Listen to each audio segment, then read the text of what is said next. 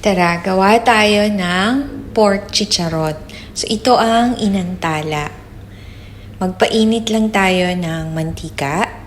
Kapag mainit na siya, pwede na nating ihulog ang inantala. Or ito yung pork skin. Pork skin chicharron. So, intayin lang natin siyang lumobo. Kapag nag-expand na siya, ibig sabihin nun, luto na siya.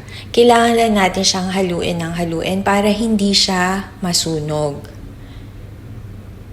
Kailangan natin siyang bali-baliktarin. At huwag masyadong mainit o malakas ang apoy.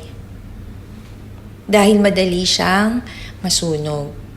Kapag masyado na siyang nag-brown, hindi na siya masarap. Ayan, may mga lumobo na, ready na yon.